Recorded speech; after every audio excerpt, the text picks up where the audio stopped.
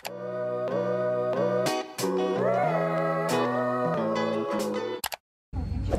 everyone! Today is our flight to Singapore with Sip Air. 7 hours yung flight to Singapore from Japan. Medyo matagal yung flight kaya we decided to book Sip Air flatbed cabin.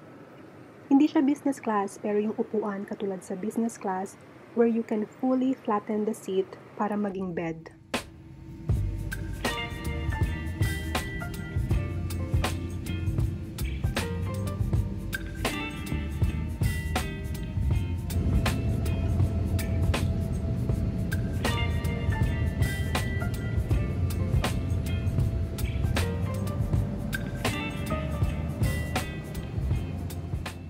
And ito naman yung mga kasama sa amenities. Sleepers, eye mask or sleep mask, earbuds, blanket, and lastly, a neck pillow.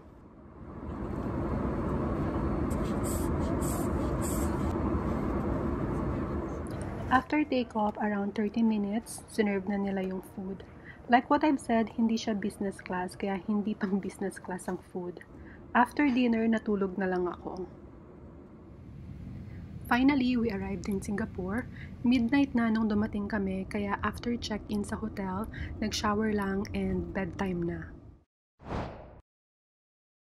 Good morning! It's our first day here in Singapore.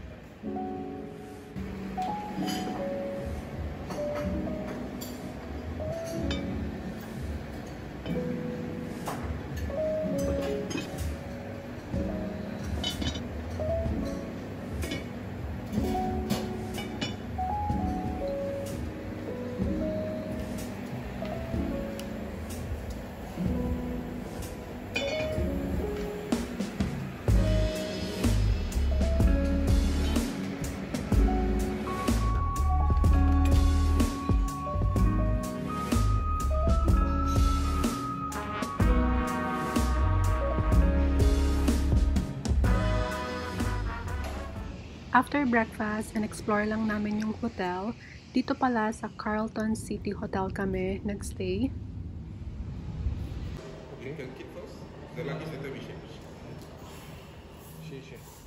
Room tour na agad. Dito kami magstay for 4 nights? Yeah, 4 nights, 5 days. And sa Singapore na nga pala kami. And ayun yung room. Bathtub here. And then shower. Si Damir. And then yung room. And the desk. Tapos ito yung view. Kagabi kami dumating, mga around midnight.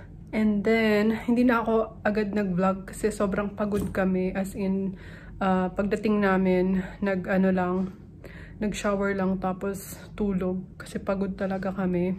Kagabi yung pinag-stayan namin na room kasi hindi pa ready tong room namin. So sa ibang room kami, sa suite kami nilagay. So ngayon, ayan, nandito na kami sa totoo naming room. Today, lalabas kami. Pupunta kami ng Garden by the Bay. Nagpabook na ako. And then, siguro after nun, pupunta na lang sa Marina Bay Sand. So yun yung plano today. And also, today nga pala is my birthday. So ayan, nagpabook din si Damir ng restaurant for later para sa birthday dinner ko. So ayun, yun lang yung plano for today. And then tomorrow, si Damir magiging busy na kasi he's attending conference. So ayun, hindi ko na alam kung anong gagawin namin starting from tomorrow. Pero siguro, dadalhin ko yung mom niya sa Art Science Museum. Dun din, malapit sa Marina Bay Sand. So ayun, tara na, alis na tayo. Pupunta na tayo sa Garden by the Bay. We're on our way to Gardens by the Bay. Nasa taxi na kami. Ito palang stay namin sa Singapore. Lagi kami nagta-taxi kasi mainit and mas prefer nung mom ni Damir na mag-taxi na lang. Nung first visit ko sa Singapore, as in lagi akong nagme-metro kasi lagi ko rin kasama nun yung friend ko na naka-base dito sa Singapore. Pero this time, hindi ko siya mamimit kasi nasa Vietnam naman siya for holiday din. Nakapunta na ako before dito sa Gardens by the Bay. Pero of course, kailangan natin ipakita to kay Damir at sa mom niya. Kaya dinala ko sila dito. Nandito na kami sa Flower Dome.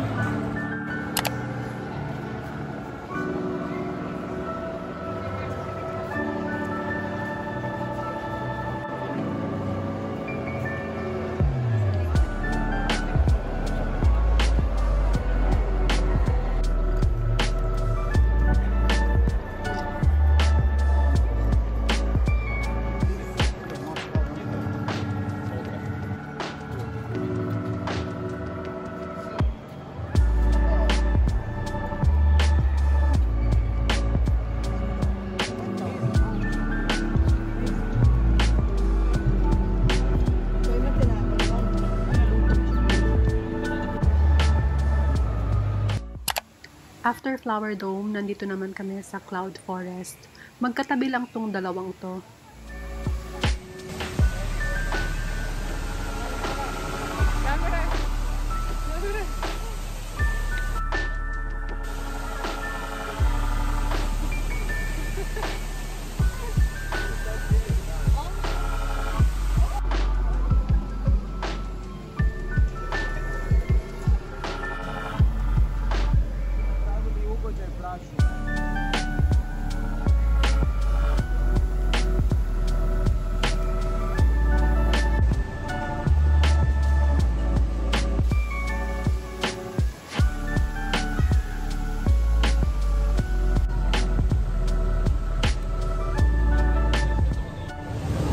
Daming tao ngayon.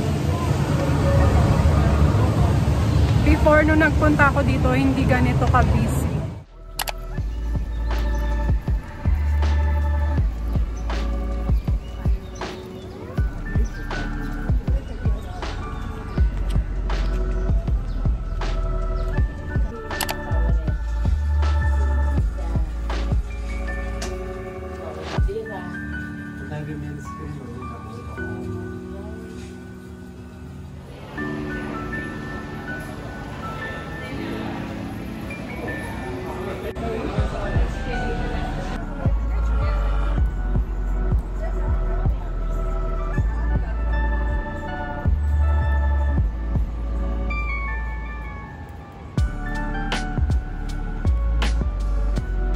Ako lang mag-isa.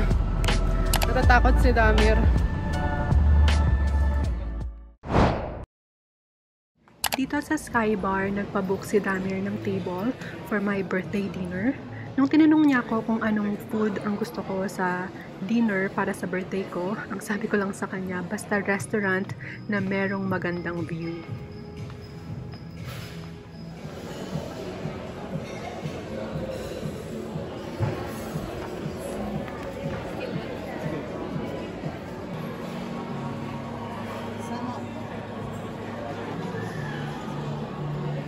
I like it, for real. Thank you. Sauce and pickles inside.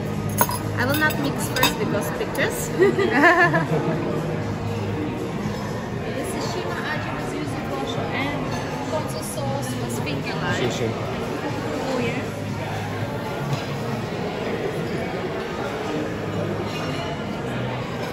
King crab with caviar, brioche, and peppercorn mayonnaise. Thank you. Beautiful. Morate probati, daj. Hoću probat moja ovo. Neću. Ne znam šta. Ali mi ako daš panjurić, ja ću ti metnuti da panjurić. Dobar tek. Hvala. Dobro, metnut ću sa strane, evo ga. I think this is fish now. You wanna try it? Yeah, it's It's very okay. spicy. It's very spicy. Try it.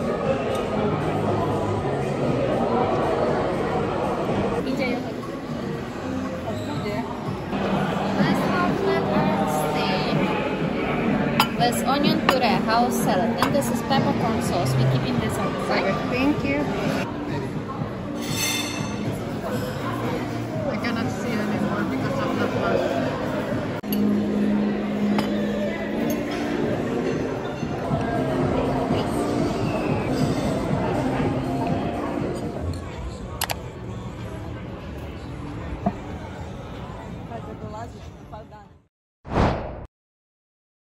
Second day here in Singapore.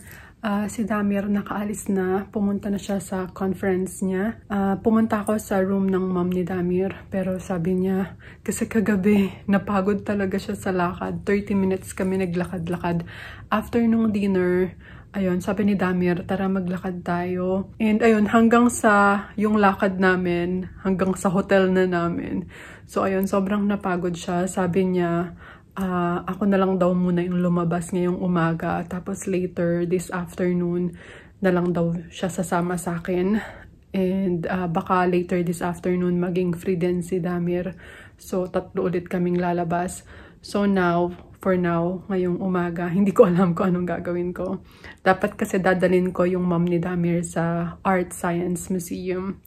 Pero dahil pagod siya, actually medyo pagod din yung paa ko kasi nga ang layo ng nilakad namin. Which is okay din naman kasi para makita rin namin yung city. So anyway, ayan, I think bababa na ako. Actually, this is my second time here in Singapore na noong 2018 nakapunta na rin ako dito. Kaya kahapon, yung mga pinuntahan namin, ayun, talagang pinasyal ko lang si Damir at saka yung mom niya. Kasi nakapunta na rin ako before sa Flower Dome, tsaka sa Cloud Forest, tsaka dun sa Super Tree Observatory. And so ayun, today, let's go. Pasyal ulit tayo, lakad-lakad. And para makita natin yung Singapore sa umaga. Mag-outfit check muna tayo. Nagkilay lang ako pero walang kahit ano sa mukha ko. Tinatamad kasi kung mag-ayos-ayos. So, itong top na to, alam nyo ba, sobrang favorite ko tong top na to. And alam nyo ba kung saan ko to nabili? Sa Divisoria pa. Siguro mga, I think yung 2018 na uwi ko sa Pilipinas nung nag-Divisoria kami ng mama ko yata yun. Ayun, ito yung nabili ko. Sobrang mura lang nito pero ang tagal ko nang ginagamit to and sobrang gusto ko siya. So ayan lang yung gamit ko. So ayan lang yung top ko. And then for trouser, yung nabili ko rin sa Pilipinas sa Terra Nova. Tapos for shoes, ito lang Christian Dior ko na D-Wade sandals. And for the bag, itong Balenciaga City. So, ayan lang yung outfit natin for the day. Na-inspire na ako mag-share ng outfit of the day kasi merong nag-comment na lagi daw niyang inaabangan yung outfit of the day ko. O, diba? So, kahit pa paano meron ng nag-aabang or nagtatanong ng outfit ko.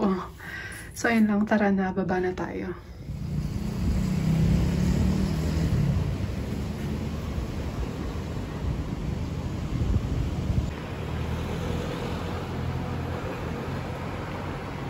Hindi ko alam kung nasaan ako. Hindi gumagana yung 4G ko. Pero I think nasa Chinatown ako. Maglalakad-lakad na lang muna. Ang init. Nakita ko lang tong restaurant na to earlier nung naglalakad-lakad ako. Kaya sabi ko kay Damir for dinner, dito kami kumain. 1-star Michelin star siya na restaurant. Ito yung mga gusto kong Michelin star dito sa Asia. Hindi kailangan na bongga at magarbo na fine dining restaurant para maging Michelin star. Hindi katulad sa Europe na mostly fine dining restaurant yung mga Michelin star. Hindi na nga rin pala kami natuloy sa Art Science Museum kanina kasi sobrang pagod ng mom ni Damir sa paglalakad namin last night. Kaya yun, sabi niya magpapahinga na lang daw siya whole day. Third day here in Singapore, si Damir nasa conference na and ang plano namin ng mom ni Damir magpunta sa Merlion at sa Sultan Mosque.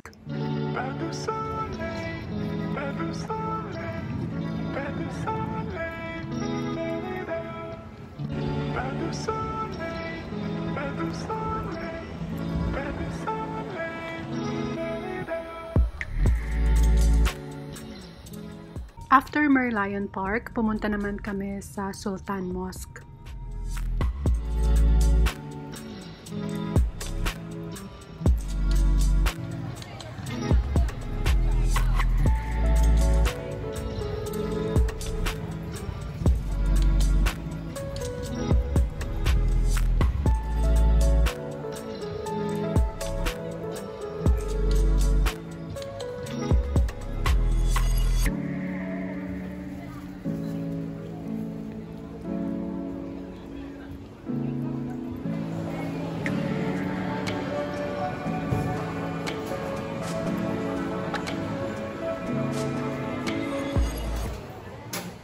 Kakabalik lang namin ng hotel. So, basically today, dapat talaga magpupunta kami sa Art Science Museum. Pero this morning, sabi nung mom ni Damir, wag na lang daw doon. Gusto na lang daw niyang makita yung Merlion. So, nagpunta kami sa Merlion.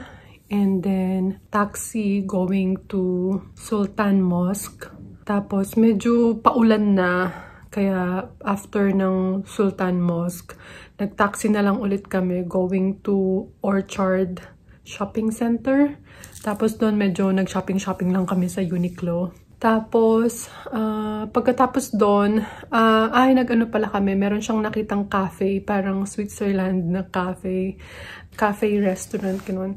So, nagstay lang kami doon for a while, nag-drinks, tsaka I had yung parang garlic bread. Tapos siya naman, pretzel. May nakita kasi siyang pretzel, yung malalaking pretzel. And then after nun, pupunta sana kami sa Marina Bay Sand para doon lunch. Doon sa may food court doon sa Marina Bay Sand shopping mall. Pero, ayun, sabi niya, tinanong ko siya kung nagugutom na siya. Hindi pa daw siya nagugutom kasi nga kakakain lang namin. Tapos, nag-Starbucks din kami sa Merlion. Kaya, medyo hindi kami gutom. Kasi, tapos nag-cafe ulit kami doon sa Orchard Center. So, hindi kami parehas gutom. Sabi na lang namin, babalik na lang kami ng hotel. And then, I think later, si Damir, free na siya. So, maybe mag-late lunch kami. Meron yung kinainan namin kagabi na Michelin star na ramen place. Nakita ko lang yon kahapon nung naglakad-lakad ako. Nakita ko yung restaurant na yun. Tapos sinend ko kay Damir. Tapos sabi niya, okay, let's go. Let's try it. Kaya yun, last night dun kami nag-dinner. So, sabi nung mom ni Damir, kung gusto ko daw ulit pumunta dun na lang daw kami mag-lunch. And ayun lang, hindi nga ako masyado nakakapag-vlog dito sa Singapore tsaka sa Japan.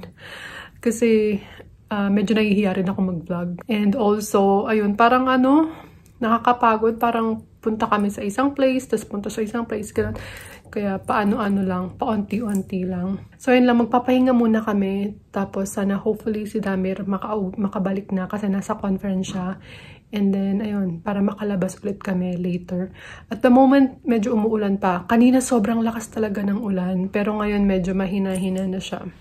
And luckily, nung malakas yung ulan, nasa loob kami ng taxi. Tapos, pagbaba namin ng taxi, malakas pa rin yung ulan. Pero at least, sa loob ng mall kami diretso. So, hindi kami nabasa. So, anyway, later ulit. Nung hapon, I decided na pumunta dito sa Lau Pa Sat. Ito talaga yung mga isa kong gustong kainan or puntahan while here in Singapore, yung mga food market. Iba't ibang Asian cuisines yung available. And nakakatuwa kasi merong Filipino stall. Hindi ko ina-expect na makakita ng Filipino food. Kaya naman, doon ako nag-order. I also tried this SG Dim Sum. Kahit nabusog na ako, para lang may matry pa akong iba.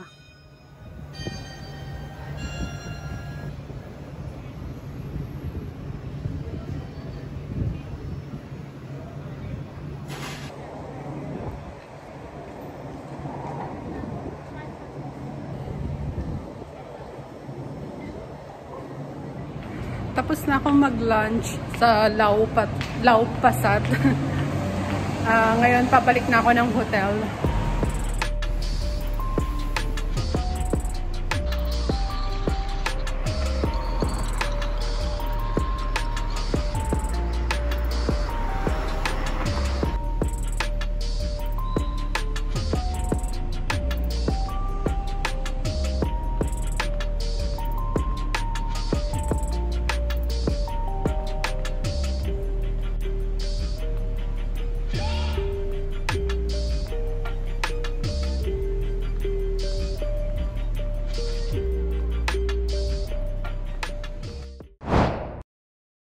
Last full day here in Singapore. Bukas, flight na nila Damir pabalik ng UK and ako naman pupunta ng South Korea. Hindi na ako masyado nag-vlog today. Nung umaga, nagpunta lang kami ng Marina Bay Sands para mag-lunch. And then after that, naglakad-lakad lang and then bumalik na ng hotel para mag-relax.